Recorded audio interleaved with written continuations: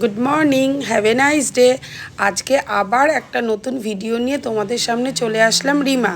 তো আজকে বোনের বাড়ি এসেছি। বোনের দেখো গাছের বাগানের ফুল, তোমাদেরকে একটু না শেয়ার করে পারলাম না। এদিকে বোনের আজকে সকাল সকাল রান্না হচ্ছে কচুর শাক। আমি ভীষণ পছন্দ করি ওর এই রান্নাটা, তাই আমি বলি তোদের বাড়িতে আসতে গেলে না আমাকে মাছ মাংস না খাইয়ে আমাকে একটু এইগুলো খাওয়াবি বোন।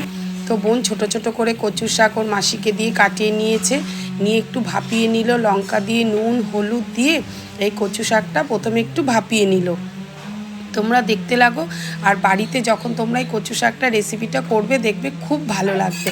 আমার তো খুব ভালো লেগেছে। তারপরে ওই ভাপাচ্ছে এরকম হাত দিয়ে নাড়িয়ে নাড়িয়ে কচু শাকটাকে একটু ভাপাতে বসালো, যথারীতি ভাপাচ্ছে। আর এর মধ্যে তখন চলো আমি আর আমার বোন দুজনে মিলে একটু গল্প করছি যে চল তোদের এখানে কাছাকাছি কোথায় আছে একটু ঘুরতে যাব। এই দেখো তোমাদের সাথে গল্প করতে করতে কচু শাক ভাপানোটা হয়ে গেল। একটু বেশি করে সর্ষের তেল দিয়েছে, আর রাঁধুনি আর শুকনো লঙ্কা ফোড়ন দিয়েছে।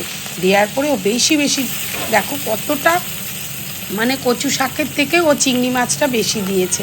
আমি বলবো কি, আমি ভয়েস দিতে দিতে আমার জিভে জলই চলে আসছে গন্ধতে। তারপরে এই দেখো চিংড়ি মাছটা হালকা একটু ফ্রাই করে নিল, একটু ভেজে নিল।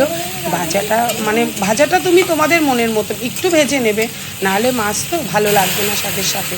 তারপরে সিদ্ধ করা কচু শাকটা হচ্ছে তোমাকে এই ফোড়নের মধ্যে দিয়ে দিল।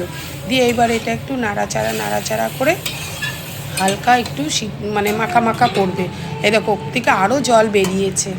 জলটা বেরিয়ে এটা যখন শুকিয়ে আসবে একদম, এই দেখো কচু শাক আমার রেডি।